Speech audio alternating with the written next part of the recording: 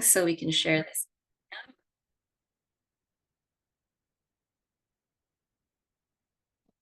But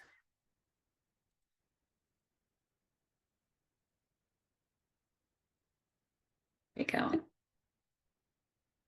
All right, it looks like people are joining us, but I want to be mindful of your time. Good afternoon, everyone. Good afternoon, site coordinators. Welcome, new site coordinators.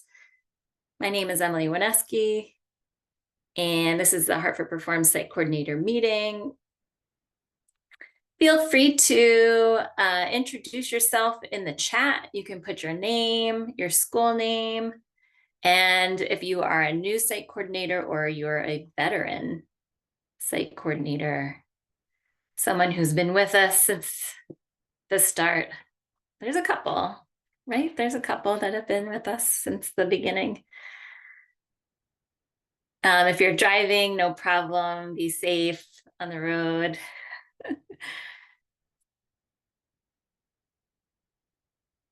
Welcome, Jessica from Moylan. Hello, Kate Hansen, Annie Fisher STEM. We got new site coordinators introducing themselves. I love it. I love it. Michael from Breakthrough North, also new. Vivian at Kinsella, new. So many new people. Prima returning for representing Hartford Pre-K Magnet. Lindsay Thompson, welcome. Hi, Irma. Hi, Jana Terry from the Tonsis Learning Lab. Great to see everybody. Thanks so much for introducing yourselves in the chat. My team is going to introduce themselves. I'm going to pass it off to Ree to start. Hi, everybody. I'm Ree Poirier-Campbell. I'm the Executive Director of Hartford Performs. Thank you so much for being with us. I am Sarah Asmar, the Director of Advancement, the Advancement Director, either way. Nice to see you all. Hi, everybody. I am Kimberly Cowell. I am the Program Coordinator. Nice to see y'all.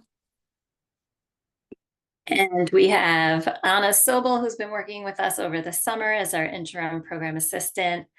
She can support you if you need help with logging in or changing your password to folks that are new. And then Colleen Estes is our finance manager. And we have a new program manager, hopefully starting soon, which hopefully you'll get to meet and get lots of emails from. All right, we're gonna jump right in. Oh, some of you I saw a week before my wedding and wanted to share that I recently got married. It was a beautiful day, September 1st. Got married in Granby at Holcomb Farm. And here are some photos. And my wedding dress is behind me, hanging up. All right, today we are going to be mindful of your time. We have a lot of information to share because programming is new, but we're going to start with an overview of Hartford Performs, which I think is always helpful to reorient people that are veteran site coordinators and folks that are new, so you can understand how we were created and what our partnership is with Hartford Public Schools. We'll go over the site coordinator role and responsibilities for this year. I'm going to talk briefly about Hartford Performs reimagining and supporting arts education with Hartford Public Schools. Then there's your student programming options, and we'll talk about what your next steps are so that you can get your schools off and running and selecting some awesome arts and education programs for your students. So I'm going to pass that off to Ree again to do the overview. Great. Thanks, Emily. And it's so good to see so many familiar faces and so many new people. It's fabulous. I particularly like the Kat, who's going to be the site coordinator. I'm very much in favor of that. I think Kats would do a great job. Next slide, Emily. So I just wanted to give you a really brief overview. And some of you have heard this before, but just kind of why we are in the schools and how we came to be. We were actually created at the behest of Hartford Public Schools to back in 2009, a group of principals and teachers and parents and students and others got together and tried to figure out a way to bring community arts into the schools in a way that was equal across all the schools to make sure that all kids would get it. And really important, we were always created to be something that would be in addition to the certified arts educators in your buildings, not instead of. So we started doing this in the 2010-11 school year and have been doing it ever since. Next slide. So we've been at this a little while. So our entire job, I mean, we were purpose built for Hartford Public Schools, and our entire job is to aggregate and focus the community arts resources on your students with a goal of helping them learn core subjects throughout the curriculum using the arts. Next slide, please, Emily. This is our mission, and I won't read the whole thing except to point out the very bottom where it says we're trying to improve the student experience and outcomes across the curriculum. So not just in arts and music classes, but in all classrooms throughout the curriculum and throughout the schools. Next slide, please. So you know some of what we do. You see our student programs, but we also do professional learning for teachers, for our teaching artists to make sure that they're prepared to work in the schools. We do a lot of family engagement events. We are in all 31 pre-K to grade 8 schools across the district, serving about 10,000 students. And we have about almost 100 teaching artists on our roster. Next slide. And so I wanted to point out this slide because this is how we see, and not just us, but this is kind of a nationwide definition of what good arts education is for students. And it really falls into 3 buckets. First, the community, the certified teaching artist is absolutely critical. Kids need those visual art and music classes and dance and theater. They need that as part of their education to be well-rounded. They also need teaching art. They also need teachers in regular classrooms using art skills. And you'll see that in Wit and Wisdom this year. We're so excited about Wit and Wisdom that it really leans heavily on the arts to teach literacy. And the third piece, and this is really our strong suit, is bringing community artists into the classroom to find new ways, new doorways into the curriculum for a lot of students. Next slide, please. So our traditional programs, you see them all over your schools. Last year, we did 549 programs and 513 classes. We did more than 2,000 hours worth of programs. And when you look at that, that's more than 11.5 hours for every single school day of the year. So we do this a lot. Next slide, please. But we also, at the same time, at school's request, have been developing all these new programs. In addition to our traditional program, we also now do long-term residencies and cultural assemblies and after-school programs and family engagement. Next slide, Emily. And to the tune, so last year, this is just last year, of the extra stuff we did. We did family literacy nights in 17 schools. We did long-term residencies in another 9. We did after-school enrichment in 4 or 5 of them. And same with cultural assemblies. So we were piloting a lot of these programs. And now what we want to do is we want to kind of make them part of our standard offerings. So next slide, Emily. And this will be my last one. And then I'm going to turn it over to Emily. So last year, we were able to do almost 3,700 hours worth of programming in the schools. Almost all of that was for students rather than for teachers. So we, like I said, we piloted a lot of things. And now we want to bring that more fully to the schools. And I will turn it over to Emily so she can get to that piece in just a little bit.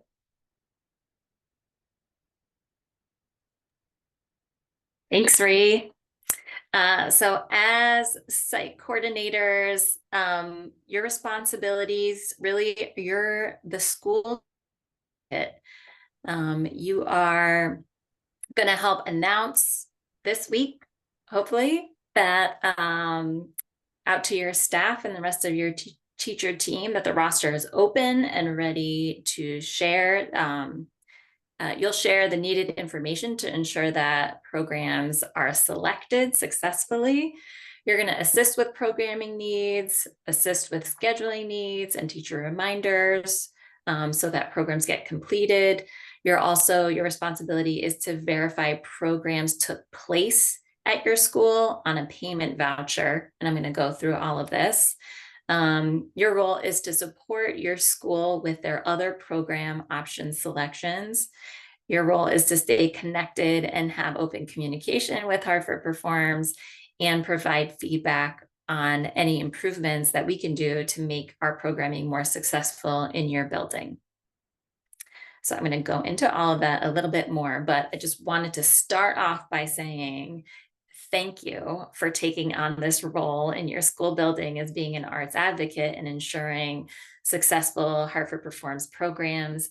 You really make it all possible and are a critical piece in how Hartford Performs operates. So we really appreciate all of the work that you're going to do this year. And as a token of our appreciation, you will receive a stipend at the end of the year for the work that you do. So some reimagining, jumping onto where we left in her presentation, right? All of these program options have allowed an opportunity for Hartford Performs to think about how can we make arts programming more accessible, and working with the committee to reimagine how our programs are used within Hartford Public School District. So the goals of the reimagining are to create a strategic shift from equal access, where every student receives the exact same amount of program offerings, to a more equitable access of arts programming for schools. We're working to increase autonomy and choice for schools to align programming to your own specific needs, and implementing a broader scope of offerings. So in addition to the roster offerings, now offering assembly, family engagement, and some residency choices, so that schools can really work to achieve a balanced arts ecosystem, ensuring that students are at the center, but that we're all working together between certified arts educators, certified non-arts educators, and Hartford Performs as the community partner. Hartford Public Schools, and specifically Tracy Avicoli, worked on creating an arts equity framework, and all of the principals of your schools took a survey assessment and an arts equity index as a way to assess what program offerings would be best to select in through Hartford Performs this year for your school. So the components of that balanced arts ecosystem and arts equity index were that Hartford Performs programs align to core instruction, so alignment to both Wit and Wisdom and Eureka modules. Programs are used to enhance the school's access to the arts, and programming designed for family engagement and or to meet the cultural identity of the school community. Part of that core instruction alignment you're going to find through our roster programs. Connection to family engagement or school and cultural identity can be achieved through the literacy night programs and the assembly programs we have to offer. And programming to enhance schools' arts access can be achieved through the off-site field trips and theater performances on our roster, as well as the new 5-week arts residencies that we piloted last year at Naylor and Sand. So school leaders completed the Arts Equity Index last month and selected from 3 program option types. Option A was to remain the same options as always. That is $20 per grade level for traditional roster programs, including iGoals if your school has iGoal classrooms, plus $10 for additional selections for the music teacher, the visual arts teacher, and a PE teacher. Option B continues the $20 per grade level of traditional programs so that all students are served, including schools that have iGoal students. But that additional funding can be reallocated to selecting assembly programs or family literacy programs. And then option C really changes the funding, bringing the cost per student to $10 per grade level of traditional programming for all students. It remains $20 for iGoals. And then the school has the option of some arts-focused residencies and a combination of assembly programs and family literacy night programs. So the principals completed the survey and selected their options. a large number of schools continue to select option A and work with Hartford Performs the same way as always, which we love to see, and glad that the school takes advantage of our regularly scheduled programming to achieve what it needs to in their school. So these are the schools that are option A. Option B, another good amount of schools selecting option B to change it up and have some more assembly programs and family literacy night programs. So we love to see that a few more schools trying some new options that are going to meet their school needs. You might see your school on these lists. And option B, you did receive an email from me going to you and your principal talking about whether you want assemblies or a combination of assembly and family literacy programs. And then option C schools is that big shift for this year. We have 4 schools that have selected to use their selections for some residencies and some assembly programs and family literacy. And I will be following up with these schools individually. All right, so across all options, every grade level team has a selection from our program roster. And so the rest of this presentation is really a focus on that and what you as the site coordinator should present to your school staff on what their roster options are and how they go about doing that. So the roster is now open for program selections for in-school programs, off-site performances, and field trips. So first, for in-school programs, you have the roster.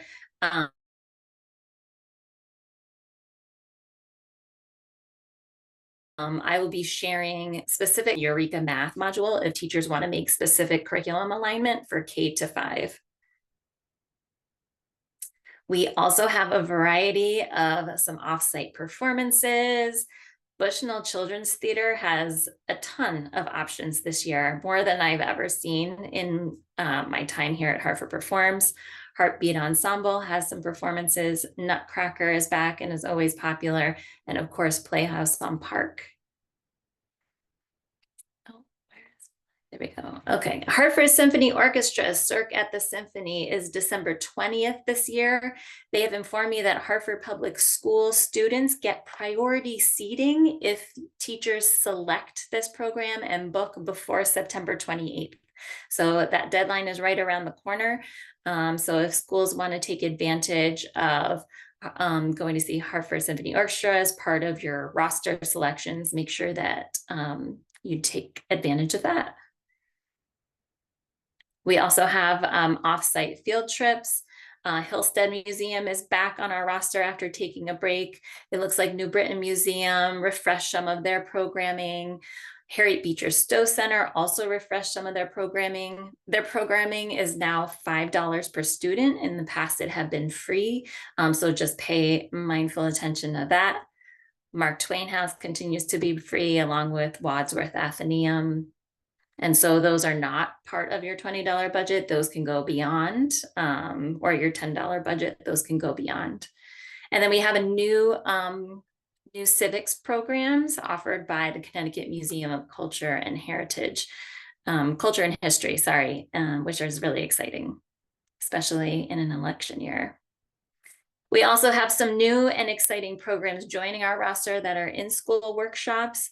Enzima Hutchings from Hartford's Lit, Octavia Bird, who has done some middle school residencies with us, now has a roster program. Same with Natasha Miles, has a visual arts program. And again, Connecticut Museum of Culture and History have both in-school and off-site civics programs. As always, and a very popular program is Hartford Stage Connections program. These are also free, and they are very limited spots available for K-4 classrooms. Hartford Stage is looking to book programs for October. So I'm just going to put that plug out there. But after this meeting this week, you're going to receive an email just for signing up for Hartford Stage Connection programs, which will be done through a survey. That is not done through our roster selection because of those limited spots. All right. So when you are presenting to your teacher staff about selecting programs on the roster, you want to remind teachers about their budget. You want to make sure that each grade level selects programs as a team. So if you have 3 teachers that all teach 4th grade and you have 3 classrooms of 4th grade, those 3 teachers should get together and look through the roster together to pick their budget of programs, their $20 worth of programs as a team, and then identify one lead teacher for that grade level that's going to be the main contact for booking those programs. For my Montessori friends, especially Montessori at Batchelder, it's helpful if you do it in cohorts of 3 classrooms. I know pre-KK is very large, so if you can make a cohort of 3 teachers and then another cohort of 3 teachers to reach all those pre-KK students, that would be most helpful. And just be aware that schools, only schools that picked option A have options for their 2 unified arts teachers and 1 PE teacher. And typically that's your music and your art teacher that are the unified arts teachers. iGoal teachers, if you have iGoals at your school, a cohort of students has $20 budget for program selection. And then again, Hartford Stage Connection programs are selected by survey. And also a reminder, if teachers are selecting off-site field trips or off-site performances, Hartford Performs does not cover transportation. Some arts organizations do have busing available. And so when teachers reach out, they can ask if busing is covered. I know Mark Twain sometimes offers busing. The Symphony this year has busing available.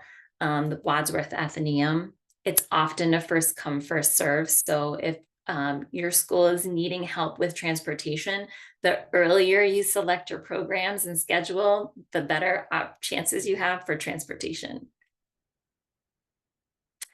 Okay, when teachers are ready to look at their options, they're going to go to database.hartfordperforms.org. And there's an option to browse and there's an option to book. When teachers go into browse mode, they get to see the whole roster. We have a filter, which allows you to filter by performance and program type, location of in-school or off-site, grade level, curriculum focus, and art form. There's also an option in browse mode to use the stars to create a favorites list, which will populate at the top of the page. And when a grade level team is ready to make their final selections, there's a button that says ready to book. That button is going to take you to a form where the lead teacher will fill out their name, hopefully not Cookie Monster, but their actual name, their school email address, select their teacher role, grade level, and indicate the total number of students currently enrolled in that grade level. Now, it's very important to be as accurate as possible with the number of students enrolled at the time of booking. Sometimes these numbers get inflated. You do not need to inflate these numbers. All of your students, if you get more students, I know October, sometimes there's an influx of students into your classrooms.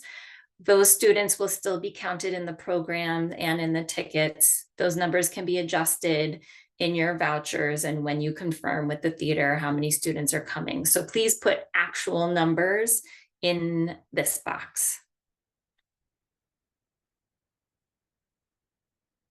Once you complete the form, you're taken back to your favorites programs that you selected. And now you have a little shopping cart icon where you can put the program that you want into your shopping cart, which bumps out from the side. And that shopping cart is going to stop you if your budget is only $10. If it's $20, it's going to prompt you to make sure that you select $20 worth of programming. Then teachers are going to click next step. And this is where they enter in the dates. If it's a performance, the performance will list the dates available and the teachers will enter in their preferred performance date. If it's a general in-school then the teacher should enter in 2 dates and times that it would work for them for the teaching artist to come visit. This is only going to help speed up the scheduling process, which sometimes is a back and forth between the teacher and artist. Hopefully, this is just one back and forth so that the artist confirms and the teacher says, "Great, can't wait to see you." Once dates are entered, then the whole booking is finalized and the teacher can review to make sure all the information is correct. And then they should click submit booking to confirm it, to check out. Once that process happens, the teacher, the site coordinator, the teaching artist, and Hartford Performs all receive a booking confirmation email. This is really important to help kind of confirm or contract that this program is scheduled and not scheduled, but is going to happen and needs to get scheduled. So the lead teacher will receive the booking confirmation email for each program that they book. The teaching artist will follow up to confirm the date. And please remind teachers to confirm those dates back with the artist in a timely manner, just saying, "Great, that still works for us." And then the teaching artist will enter that date into the database. I know I'm going fast, so if you have questions, please put them in the chat. And this meeting is being recorded and will be shared along with this PowerPoint. So I just wanted to wrap up this section with some roles that the teacher plays when we find that programs are really successful. This is typically what's happening. So teachers provide prompt communication with the teaching artist or organization when scheduling and confirming dates. Teachers confirm their attendance with the theater for their tickets at least 2 weeks before the show. That also might mean we didn't get transportation, we need to cancel.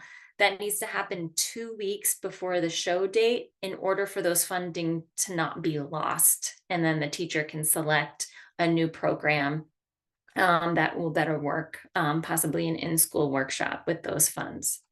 After 2 weeks, those tickets are spent, and unfortunately, the funding goes to paying for those seats. For short-term integration programs, those are the green programs that say short-term residency on the roster. Those programs require a planning meeting with the teaching artist. So teachers should be aware when they're selecting those programs because they are a multi-visit. It works best when that planning meeting happens before the program so that the teacher and the artist are on the same page for how those visits will play out. Programs are successful when the teachers are present and participate in the program. I know teachers' schedules are busy and demanding, but really the teachers are the model for students during a program, and really helps when teachers are participating along with their students. Teachers are welcome to feel free and share their classroom management routines. If you raise hands, then certainly the teaching artist can reinforce students should raise hands when answering questions, and they should be there to support all the hard work that you're doing and building with your classroom. Teachers should also inform teaching artists promptly if there's any changes to the schedule.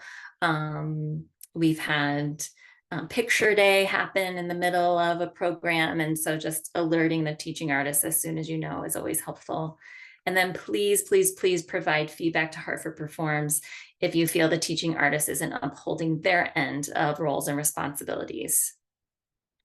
Along with that, we incentivize teacher feedback. And so there's an automated program response survey that's sent out at the completion of each program. Teachers are incentivized for completing surveys and sharing student work. We love pictures of students being engaged, and we know teachers know best who can be photographed and who cannot. So we really appreciate that. We have incentives of $5 coffee gift cards for just completing the survey. And then quarterly, we randomly select a teacher who submitted images of student work and offer a $100 Amazon gift card for student work submissions. So that's what the teachers need to do this month. And then as the school year progresses, site coordinators, you are verifying that programs happen. And we do that through an online voucher process. You're going to receive a voucher in your email. You're going to click on that link, which will take you to a page that looks like what you see on your screen. You're going to verify and submit the voucher online that the program happened or not. And if you have any questions about how you should fill out the program, how you should fill out the voucher, please reach out to Hartford Performs. We're happy to help. If there is a no-show or a last-minute cancellation for a performance, you do need to say yes, because we still need to pay for those tickets. But again, if you are unsure, you can reach out and we can help you on how to process that voucher. And then we just ask that you please process vouchers in a timely manner. If those can be done weekly, that helps us. Our check run is twice a month, and it really helps us in ensuring that we get payment out to our teaching artists in a timely fashion. So here's our timeline. Today, September 16th, the roster is open for selection, program selections. This month, you want to communicate program options and changes to your teacher team and staff. And we're hoping that all programs are selected and booked by October 15th. So you have about a month, though the sooner you schedule, the better advantage you have at those connections programs and transportation. We're hoping by November 15th, all programs are scheduled with the teaching artists and the organizations. And then October through June, programs are happening. You're verifying vouchers in a timely manner. And then by June, all programs and vouchers are completed. So you're not in this alone. I know that this is a lot of information. So what you're going to get from us this week is a recording of today's meeting. This PowerPoint presentation, I'll share it as a Google slide deck, and feel free to delete and change and modify how you want it if you want to use this for a presentation for your school. You're going to get the Hartford Stage Connections Program survey email with the link of selecting the program, which you'll forward to your K4 teachers. You're going to receive Wit and Wisdom and Eureka Math program alignment recommendations for K5. And then I'm going to be following up with schools about selections if you chose option C. And I already followed up about option B today. You're also going to receive an email from a giftogram, which is a $40 gift card, and you get to select what organization you'd like a gift card to. This is your compensation for the hour of this meeting. If you do not want this gift card being sent to your school email for fear that it might land in your spam and you have an alternate email or personal email, can you please share that in the chat or share that directly with Kimberly in the chat? She'll be processing those giftograms, so keep your eye out for those. Okay. Whew. That was a lot of information. So I'm going to pause my screen share and open it up to comments, questions, concerns.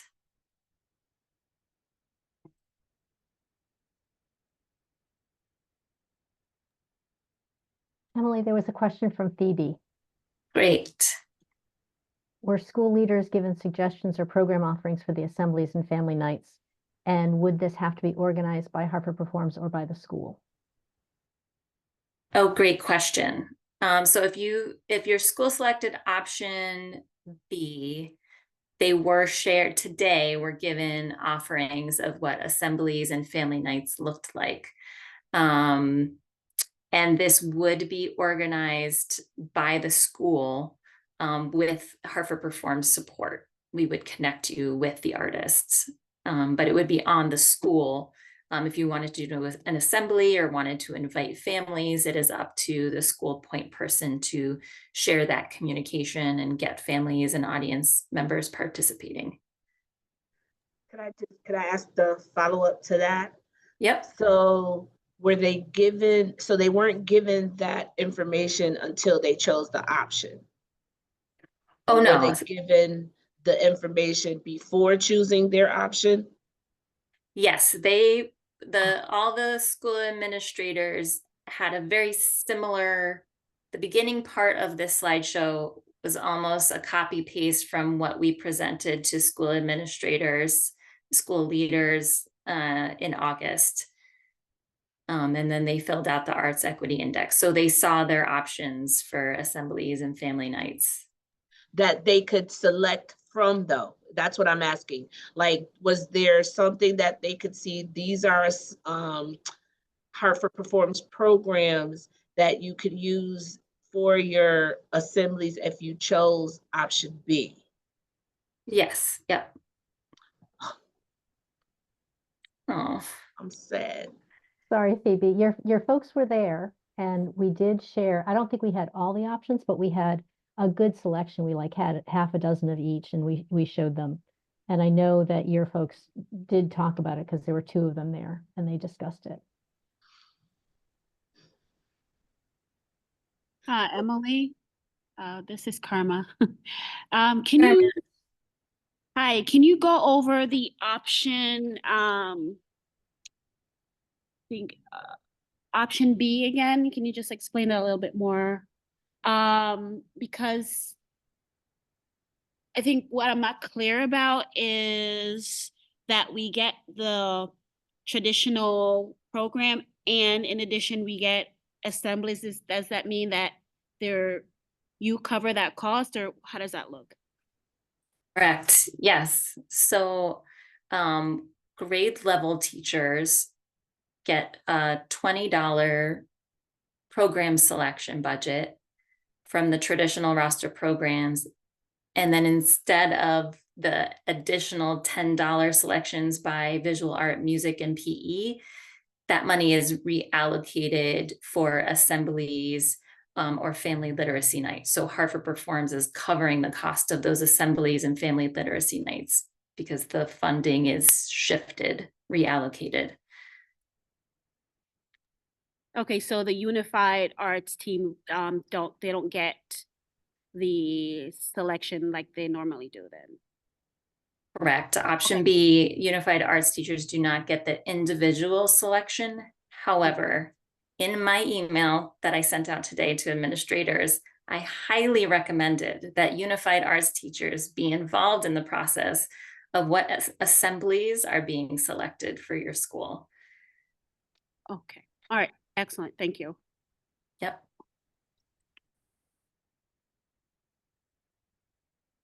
I think that covered Jessica's question too about Unified Arts teachers. Yes. And if you're not, knock on their door and make sure you are.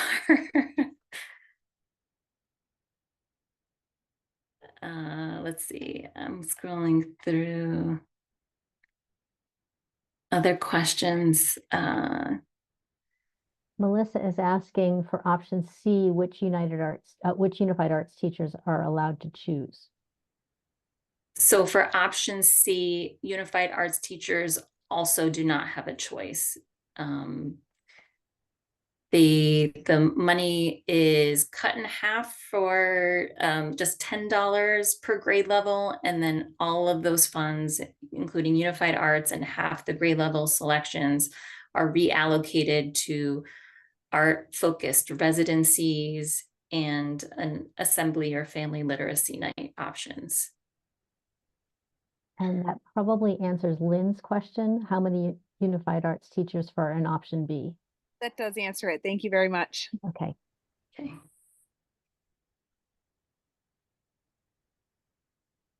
Were APs included in the email, Irma? Yes. Oh, you should have been included because you're the site coordinator. I included the principal and the site coordinator.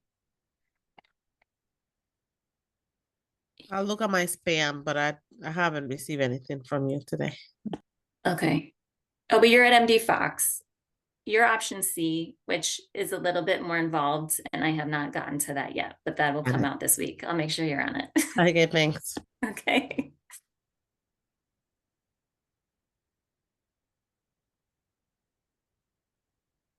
Is that the same, sorry, for ESM? Because I didn't get an email today either. Yes. My four schools, MD Fox, ESM, Naylor, and what's the fourth? Gosh. I'm scrolling back. Wish School. You'll get emails this week.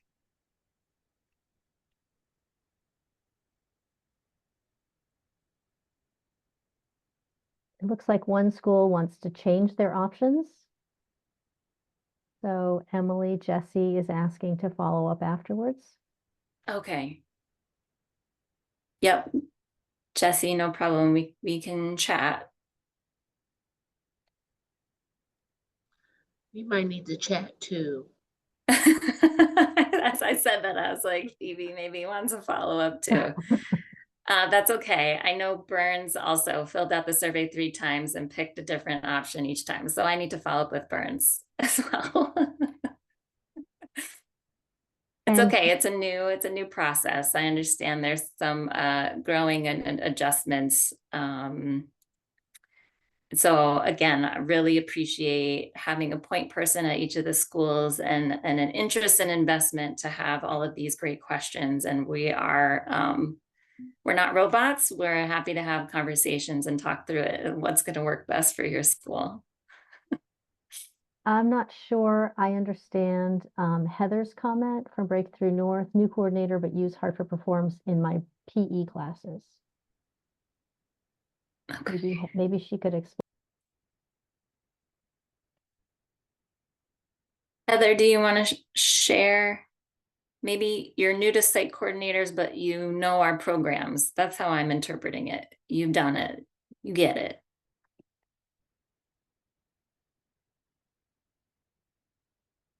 All right, Heather, if you have any questions, please feel free to reach out by email.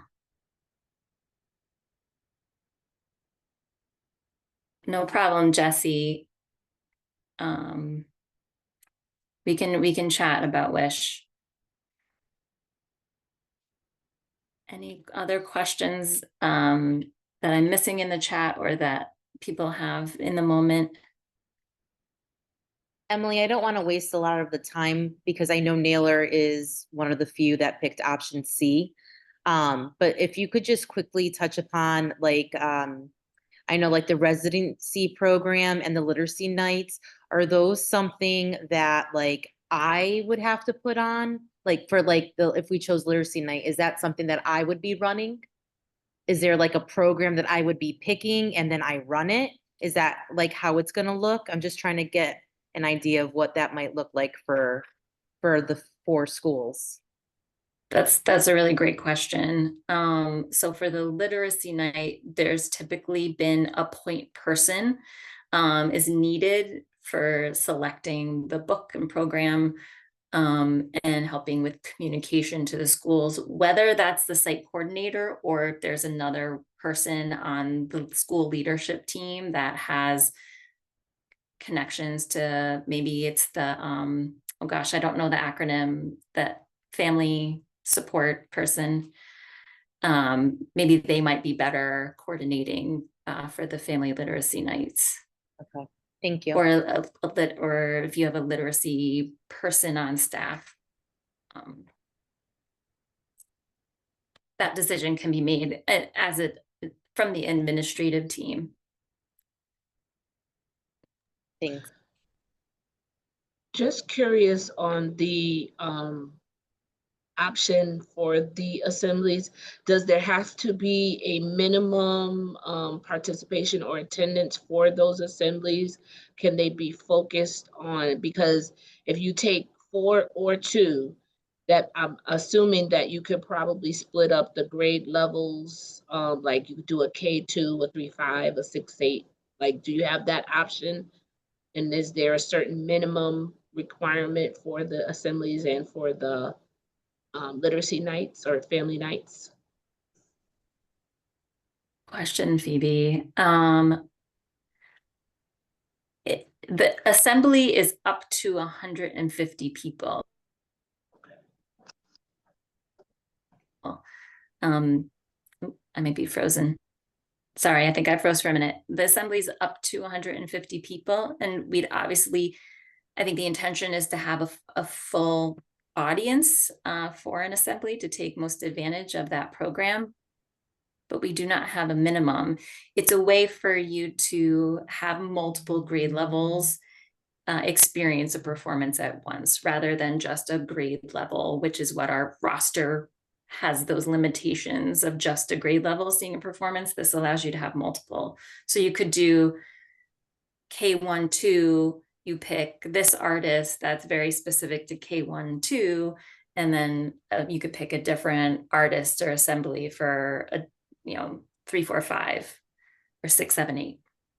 Okay, and I just want to clarify, you said assemblies up to 150? Yes.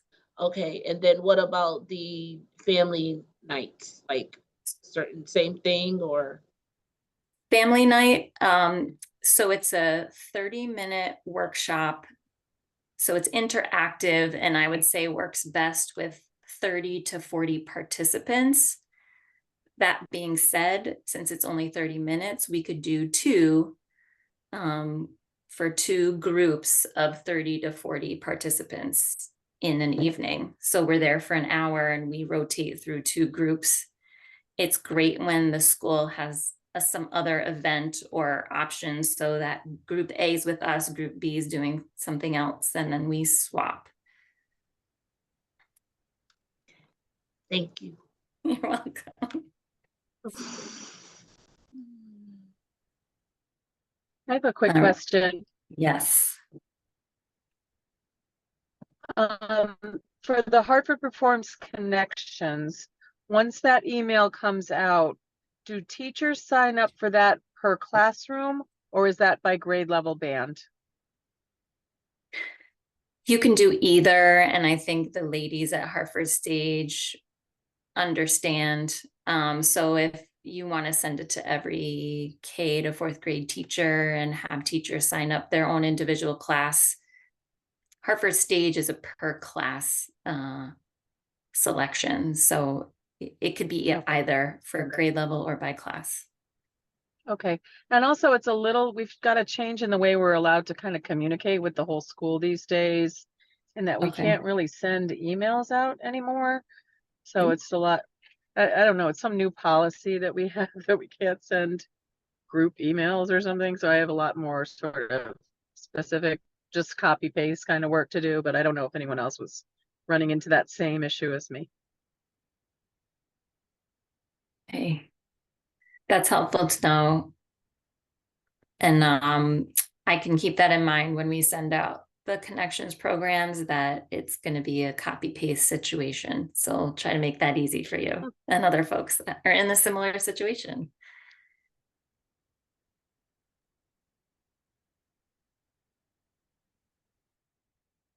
I'm going to do a little bit of wait time if there's any people or folks that have other questions.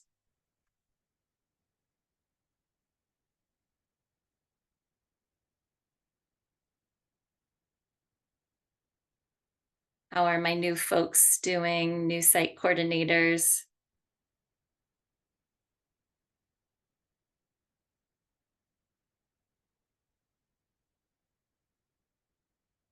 Oh, Jessica, pre-K. Yes, pre-K has program options. So if you are an A or a B choice, they have $20 for their grade level to select programming. Yep.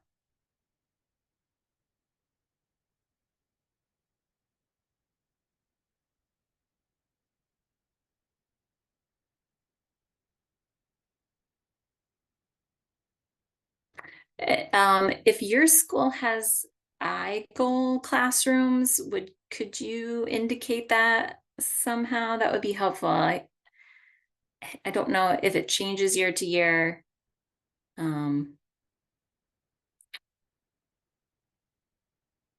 Yeah, Jessica, your school, you're raising your hand that your school has iGoal. Okay. And DFAX. And Meg is raising her hand. Okay, great. Meg. Yeah, I don't know. I'm sorry. If this is inappropriate to ask in an open space, I apologize. And maybe you can send me an email privately or direct message me. And Breakthrough North says they have my goals.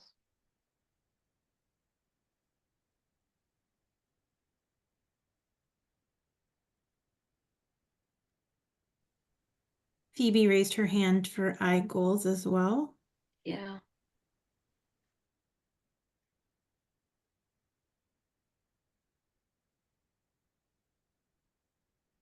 Great. Thanks, Meg.